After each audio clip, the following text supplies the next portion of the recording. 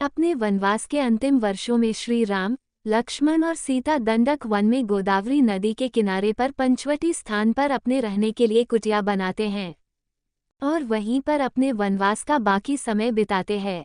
एक बार जब श्रीराम अपने आंगन में बैठे ध्यान कर रहे थे तब सूर्पनखा नामक राक्षसी वहां पर आ जाती है। सुपनखा वास्तव में लंकापति रावण की बहन थी। सूर्पनखा ध्यान में बैठे श्री राम के सुंदर स्वरूप को देखकर उन पर मोहित हो जाती हैं। वो एक सुंदर रूपवती नारी का रूप धारण करके श्री राम के पास पहुंचकर उनसे विवाह का प्रस्ताव रखती है। तब श्री राम बड़े ही विनम्र भाव से उसके प्रस्ताव को अस्वीकार कर देते हैं और कहते हैं कि वो अपनी पत्नी सीता को आजीवन एक विवाह में रहने का वचन दे चुके हैं। उस समय लक्ष्मण जी वन से लकड़ियां एकत्रित करने के लिए गए हुए थे और वह भी आ जाते हैं, जिन्हें देखकर शूर्पणखा एक बार उन पर भी मोहित हो जाती है। शूर्पणखा ने अपने साथ विवाह का वही प्रस्ताव लक्ष्मण जी के समक्ष भी रखा। तब लक्ष्मण जी उनको बोलते हैं कि उनके बड़े भाई श्री राम के होते हुए वह उनके योग्य नहीं हैं। सूर्पनखा की नाक कटना। जब श्री राम और लक्ष्मण दोनों सूर्पनखा के विवाह प्रस्ताव को इनकार कर देते हैं तो सूर्पनखा को क्रोध आ जाता है और तभी देवी सीता भी कुटिया के अंदर से बाहर निकल कर आती हैं। सीता को देखकर सूर्पनखा श्रीराम को कहती है कि तुम इस औरत के कारण ही मुझे नकार रहे हो, इसलिए मैं तुम्हारी पत्नी को ही खा जाती हूँ। यह कहकर क्रोध में सुपनखा माता सीता की तरफ बढ़ती है। तभी श्री राम लक्ष्मण को आज्ञा देते हैं और लक्ष्मण जी अपनी तलवार निकालकर सूर्पनखा की नाक पर वार करते हैं।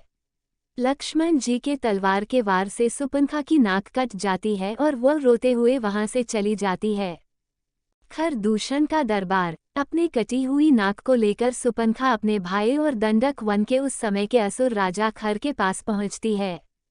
अपने भाई खर और दूषण के पास पहुंचकर सूर्पनखा न्याय की दुहाई देते हुए रोने लगती है। अपनी बहन को रोता हुआ देखकर राजा कर पूछते हैं कि उसकी यह दशा किसने की है।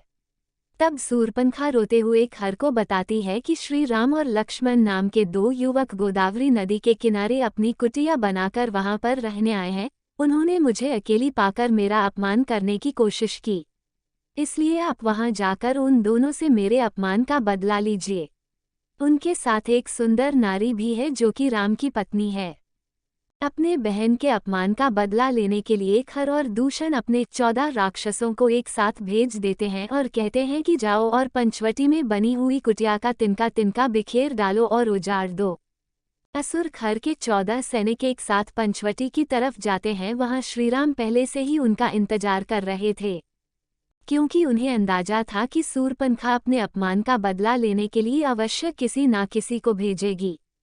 14 असुर एक कतार में उनके सामने आकर बोले कि दंडक वन के राजा खर ने का आदेश दिया है कि तुम दोनों भाई हमारे राजा की शरण में खुद को समर्पित कर दो तथा तुम्हारे साथ जो सुंदर औरत है उसे हमारे राजा की सेवा में उपस्थित करो। उनकी यह बातें सुनकर श्रीराम ने अपने धनुष पर एक बाण साधकर उनकी तरफ छोड़ा और एक ही बाण से उन सभी असुरों का सर धड़ से अलग हो गया, जिसे देखकर सूर्पनखा चौंक गई और फिर अपने भाई खरदूषण के दरबार में आ पहुंची और बोली, खर और दूषण का वध।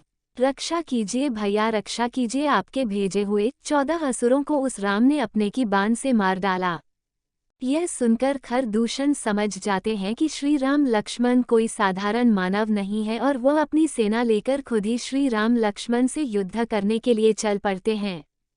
पंचवटी पहुंचने के बाद खरदूषण श्री राम लक्ष्मण को ललकारते हैं। कुछ समय तक युद्ध होने के पश्चात ऋषि अगस्त प्रकट होते हैं और श्री राम को बोलते हैं कि खरदूषण परम मायावी राक्षस है, इसलिए आप अपने दिव्यास्त्रों में से मनमोहिनी अस्त्र का उपयोग कीजिए। तब श्रीराम मनमोहनी अस्त्र खरदूषण की ओर चला देते हैं, जिसके प्रभाव से खरदूषण की सेना मोहित होकर आपस में ही लड़कर नष्ट हो जाती है और आखिर में श्रीराम अपने दिव्यास्त्र के द्वारा दंडक वन के राजा खर का वध कर देते हैं।